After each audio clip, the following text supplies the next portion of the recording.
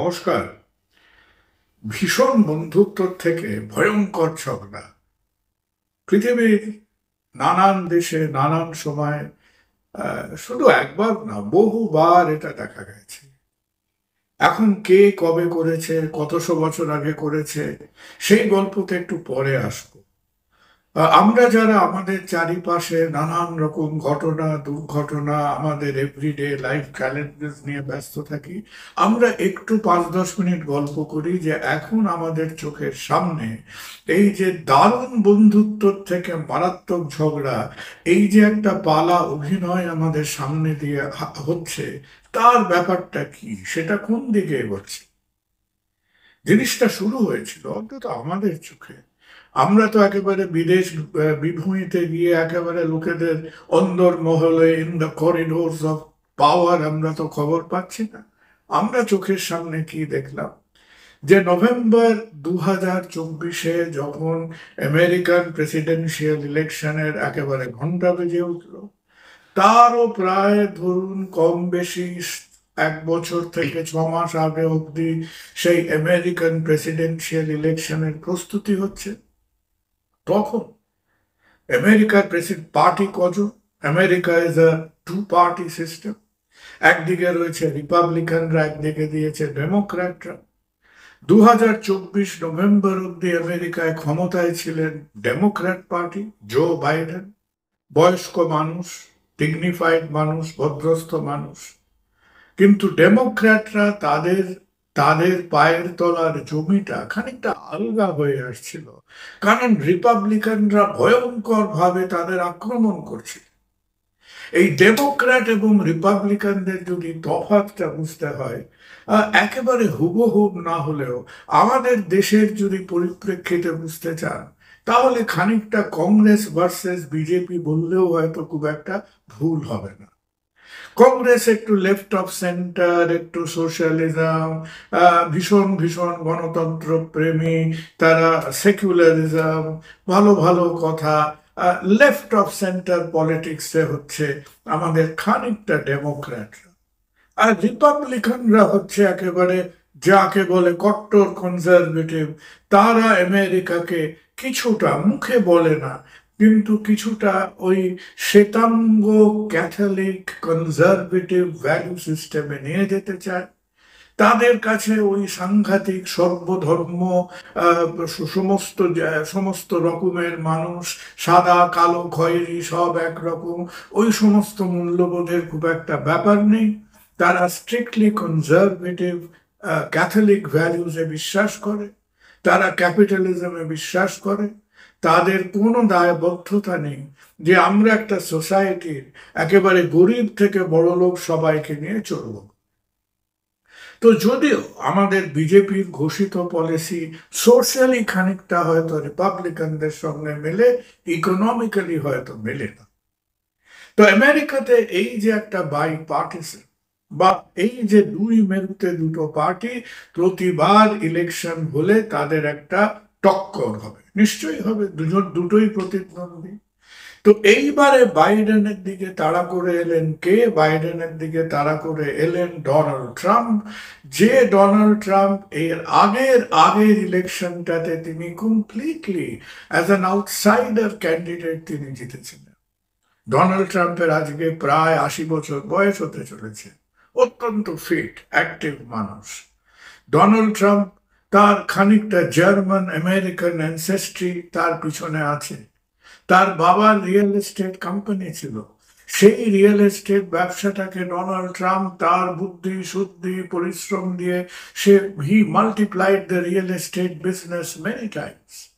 Donald Trump কিন্তু ওই রকম একটা মেশিন গানের মতো কথা বলে গেলেও he is a educated man. তার বিজনেস ম্যানেজমেন্টের গ্র্যাজুয়েশন ডিগ্রি আছে from the University of Pennsylvania.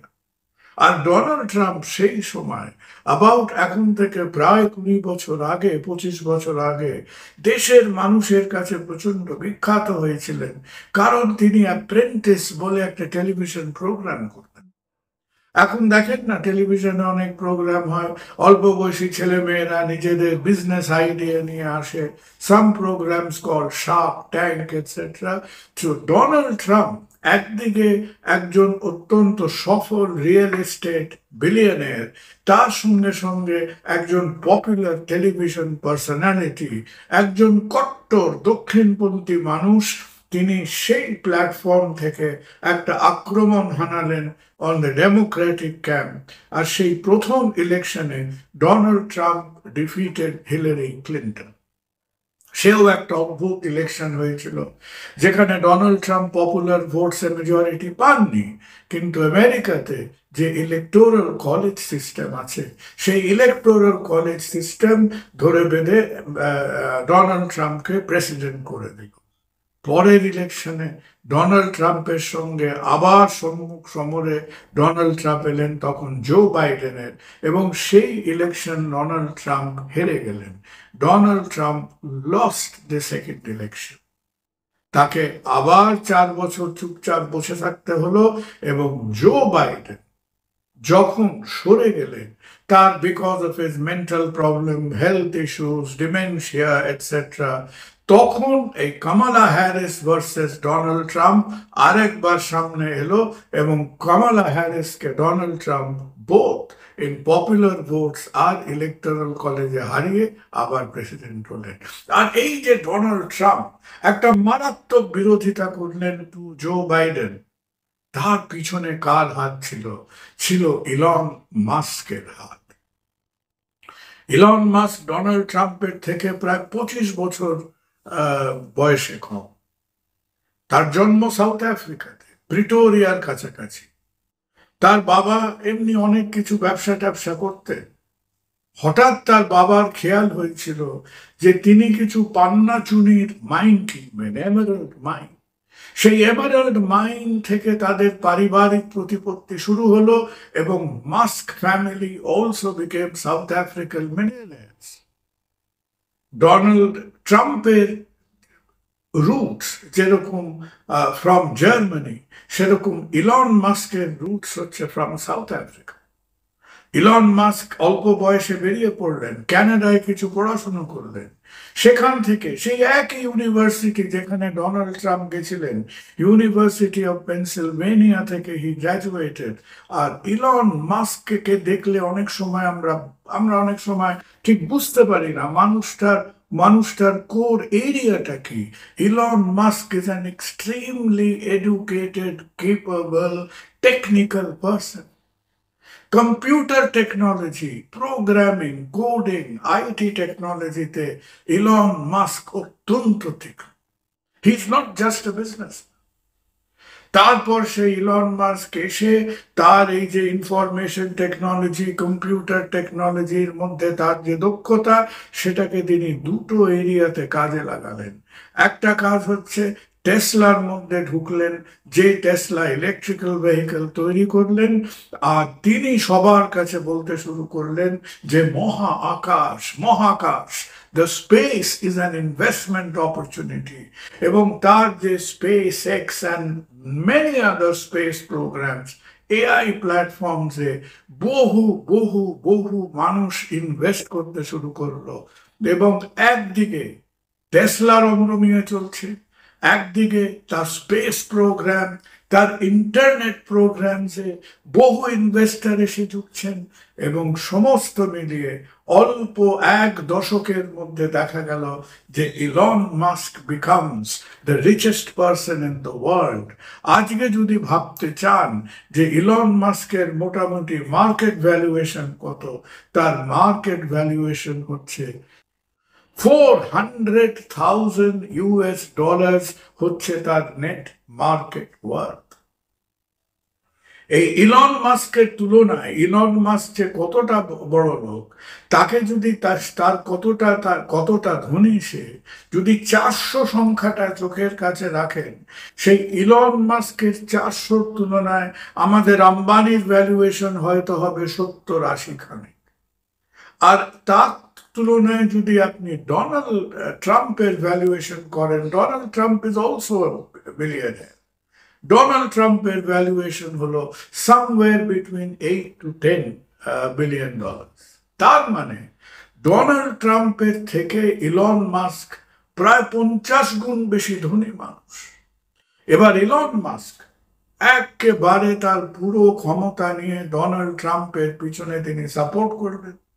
যখন ডোনাল্ড ট্রাম্প প্রথম তার নমিনেশন ফাইল করেছিল, তখন কিন্তু ইলন মাস্ক বলেছিল যে এই মানুষটা বোকা, বুদ্ধিহীন লোক, পড়াশুনো নেই, ওকে আমি সাপোর্ট করতে পারবো না। তারপরে যখন দেখলো যে সমস্ত একে একে অন্য রিপাবলিকানরা রণে ভঙ্গ দিচ্ছে, তখন ইলন মাস্ক তার সমস্ত ক্ষমতা নিয়ে started supporting Donald Trump. Trump ইলেকশনে জিতলেন। প্রায় $300 to $500 million ইলন মাস্ক খরচা করেছিলেন just to support Donald Trump through the election. Election হয়ে গেল, একদম কৃতজ্ঞ চিত্তে আমাদের ট্রাম্প এবং মাস্ক একেবারে হরিহর আত্মা হিসেবে সামনে এলেন। শুধু বন্ধুত্ব নয়, শুধু একেবারে দোস্তি নয়, শুধু বেস্ট ফ্রেন্ড নয়, তিনি একটা সেপারেট মন্ত্রিত্ব, একটা সেপারেট মিনিস্ট্রি ক্রিয়েট করলেন, ডিপার্টমেন্ট অফ গভর্নমেন্ট এফিসিয়েন্সি, যেটা আমেরিকাতে বিখ্যাত হয়ে উঠল অ্যাজ ডোজ, DOGE। এবং এই ডোজের একটা সাংঘাতিক ক্ষমতা এলো। সে নিজের ইচ্ছে মতো কে থাকবে, কে যাবে, কোন ডিপার্টমেন্ট কি কাজ করছে, কে কত টাকা বরাদ্দ হবে। এবং চিন্তা করে দেখুন, যে দেশের একজন ইলেক্টেড রিপ্রেজেন্টেটিভ নয়, somebody who is not an elected representative, somebody who is not a state bureaucrat, সে একেবারে সেই গভর্নেন্সের গর্ভগৃহের মধ্যে ঢুকে, অন্দরমহলের মধ্যে ঢুকে সমস্ত state treasury, finances, the sensitive state information সমস্ত চলে এলো ইলন মাস্কের ক্ষমতা।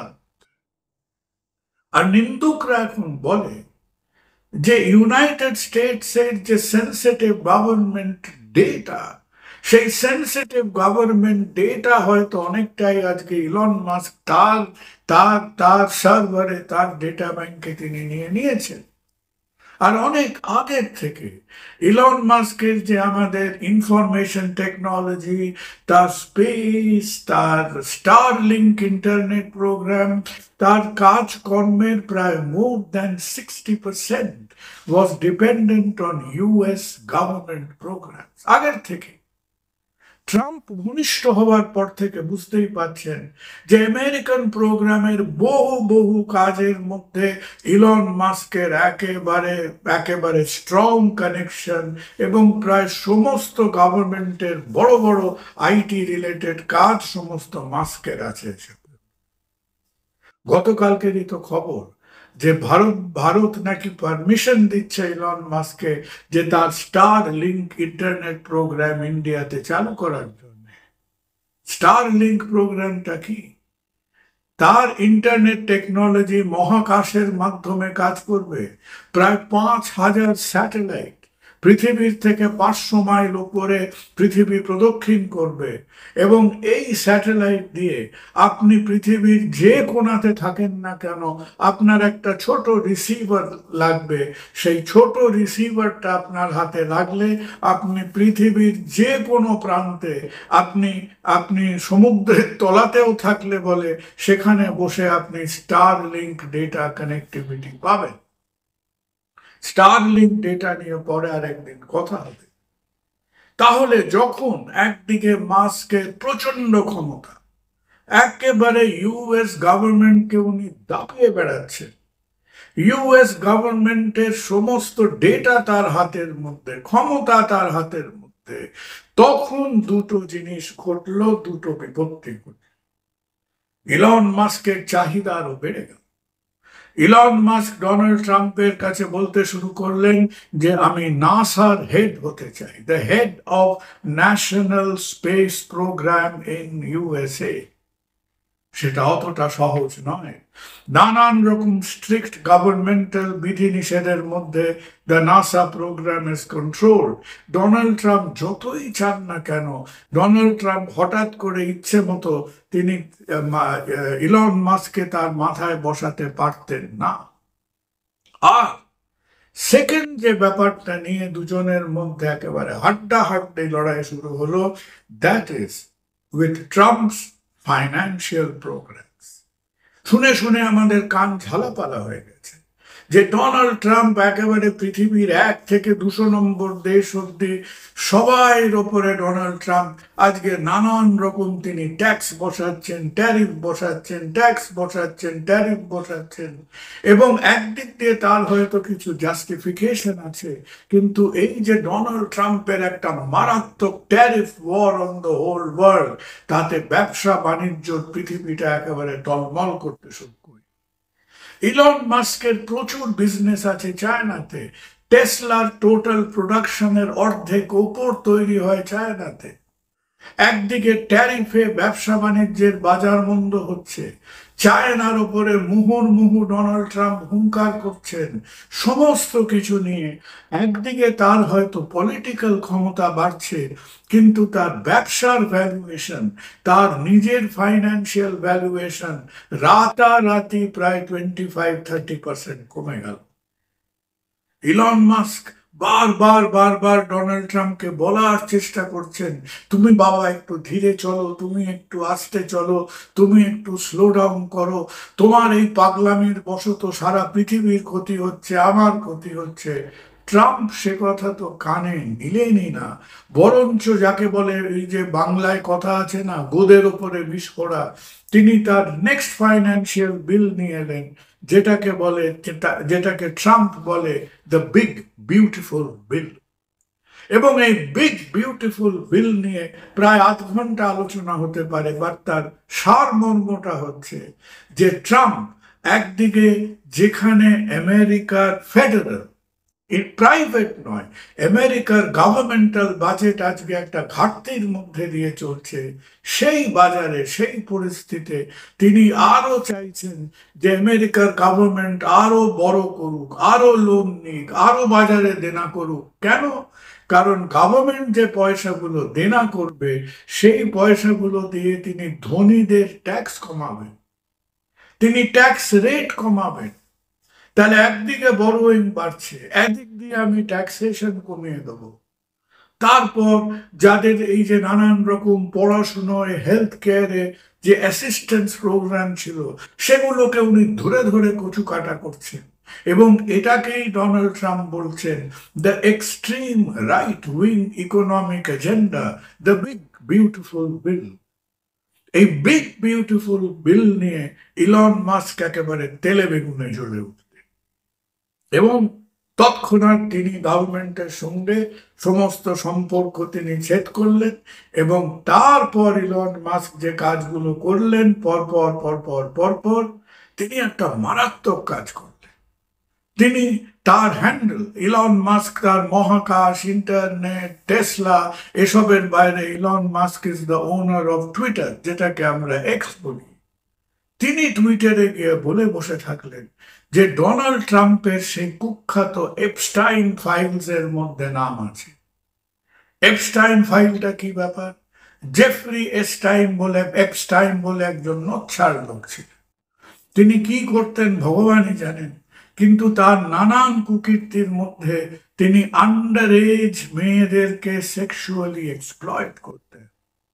এবং সে যখন ধরা পড়েছিল তার সাঙ্গপাঙ্গদের সঙ্গে, তাদের নানান কাগজপত্র, রেজিস্টার, তার কুকীর্তির নানান রকম রেজিস্টার ছিল, এবং সেই রেজিস্টারে বহু লোকের, it includes people from British royal family, তাদের নাম ছিল। তারপর সেটাকে বিভিন্ন দেশ ধামাচাপা দিয়ে রাখলো। আমেরিকার কাছে সেই অরিজিনাল এপস্টাইন ফাইলস এর কপি আছে। তাহলে ট্রাম্প বলে বসলেন যে এপস্টাইন ফাইলস এর মধ্যে ট্রাম্পের নাম আছে। মারাত্মক কথা। সেই এপস্টাইনের কি হয়েছিল? এপস্টাইনকে যখন অ্যারেস্ট করা হয়েছিল, সেই জেলে গলায় ফাঁসি লাগিয়ে আত্মহত্যা করেছে। তাহলে যে বন্ধুত্বতে একে অপরকে চোখে হারাতে $300 to $500 মিলিয়ন খরচা করে বসে থাকলে, আমেরিকার গভর্নমেন্টের মধ্যে ঢুকে পড়বে, ট্রাম্পের মাস্ক ছাড়া চলে না, মাস্ক ট্রাম্পকে ছাড়া চোখে হারান, কয়েক মাসের মধ্যে পুরো পরিস্থিতিটা এখন পাল্টে গেল। ওকে এখন সহ্য করতে পারে না। ওর নামে বিভিন্ন সোশ্যাল মিডিয়াতে একে অপরের নামে সাংঘাতিক তীক্ষ্ণ তীক্ষ্ণ তেতো কথা বলছেন। ইলন মাস্ক বলে বসে আছে যে সেই কুখ্যাত এপস্টাইন ফাইলের মধ্যে ট্রাম্পের নাম আছে। ট্রাম্প তাতেও নড়ার বস্তু নয়। এদিকে ট্রাম্প তিনি কি প্ল্যান করছেন? তিনি প্ল্যান করছেন যে ইলন মাস্ক যে সাউথ আফ্রিকান সিটিজেনশিপ থেকে আমেরিকান সিটিজেনশিপ নিয়েছে, তিনি সেই ফাইলগুলো খুঁজে বার করে এখন তিনি চেষ্টা করছেন যে ওই নানান লোককে ও যে বিদেশে ফেরত পাঠাচ্ছে প্লেনে করে করে, তিনি যদি ইলন মাস্ককে একজন ইলিগাল সিটিজেন প্রমাণ করে ইউএসএ থেকে ডিপোর্ট করতে পারে।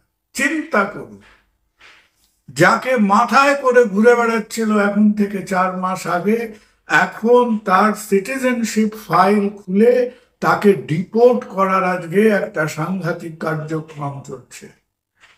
ইলন মাস্কও ছেড়ে দেওয়ার পাত্র নয়। সে এখন তার টাকা পয়সার উপরে বসে সে আর একটা পার্টি খুলে বসে আছে, যার নাম দিয়েছে আমেরিকান পার্টি। আমেরিকান পার্টি কি করবে? আমেরিকাতে দুটো পার্টিকেই দেখা যায়। আমেরিকাতে অ্যাকচুয়ালি 40টার উপরে পার্টি আছে, বাকিদের কোনো পাত্তা নেই। কিন্তু মাস্ক কি চেষ্টা করবে যে বিভিন্ন বিভিন্ন ইলেকশনে যে মার্জিনাল সিটগুলো আছে, যে সিটগুলোতে মাত্র কয়েক পার্সেন্ট ভোটে হেস্তনেস্ত হয়, তিনি ওই সিটগুলোকে ইনফ্লুয়েন্স করে ট্রাম্পকে এবং তার রিপাবলিকান পার্টিকে বেকায়দায় ফেলার চেষ্টা করবে। খেলা জমে উঠেছে। এক সময়কার গলায় গলায় বন্ধুত্ব, এখন পারলে কেউ কারো পিঠে ছুরি মারে, কেউ কার পেটে ছুরি মারে। দেখা যাক গল্পটা কোথায় যায়। আমাদের কি একটা ঘটনা মনে পড়ছে? আজ থেকে প্রায় 220 বছর আগে সেরকমই দুজন খুব নিকটের মানুষ ছিলেন। একজনের নাম নবাব সিরাজউদ্দৌলা, আর একজনের নাম হলো মাহতাব রায় জগৎ শেঠ। এই জগৎ শেঠ সিরাজউদ্দৌলার ঘনিষ্ঠ হয়ে, তাদের একেই টাকা পয়সার শেষ নেই। সেই সময় বাংলায় জগৎ শেঠেদের যা পয়সা ছিল was more than the Bank of England. সেই জগৎ শেঠ যখন একেবারে সিরাজউদ্দৌলার ঘনিষ্ঠ হয়ে দাপিয়ে বেড়াচ্ছেন, তখন সিরাজউদ্দৌলা জগৎ শেঠের থেকে তখনকার দিনে বলে 30 লক্ষ না কত টাকা চেয়েছিল। জগৎ শেঠ সেই টাকা দিল না। দুজনের সেই সাংঘাতিক একটা ঘনিষ্ঠতা, সেটা রাতারাতি একটা অহিনুকূল সম্পর্ক, একটা একটা বিষাক্ত সম্পর্কে পরিণত হলো। কথিত আছে বহু মানুষের মধ্যে নাকি সিরাজউদ্দৌলা জগৎ শেঠকে টেনে একটা চড় মেরেছিলেন গালে। জগৎ শেঠ সেই দিন সিরাজউদ্দৌলার সভার মধ্যে তো আর সিরাজউদ্দৌলাকে পাল্টা চড় মারতে পারেননি, কিন্তু তিনি সিরাজউদ্দৌলাকে যে আঘাতটা করেছিলেন সেটা ছিল 1757 পলাশির যুদ্ধ। এই পলাশির যুদ্ধর যে ব্যাকগ্রাউন্ড প্ল্যানিং হয়েছিল, সেই প্ল্যানিং এর মধ্যে মীর জাফর এবং ঘসেটি বেগম অন্যান্যদের মধ্যে সবাই আমরা জানি যে Jagat Seth was a central planner, যে প্ল্যান করে বাঙালির কপালে পরাধীনতার দুর্ভাগ্যকে নিয়ে এসেছিল by defeating Sirajuddaula and Palashi. তাই আমরা বহু হাজার মাইল দূরে এই বাংলায় বসে এখনকার যে নাটকটা দেখছি, যে গলায় গলায় বন্ধুত্ব থেকে মারাত্মক ঝগড়া, এটা কি আমাদের সেই 220 বছর আগে ঘটে যাওয়া সিরাজউদ্দৌলা এবং জগৎ শেঠকে মনে করাচ্ছে না?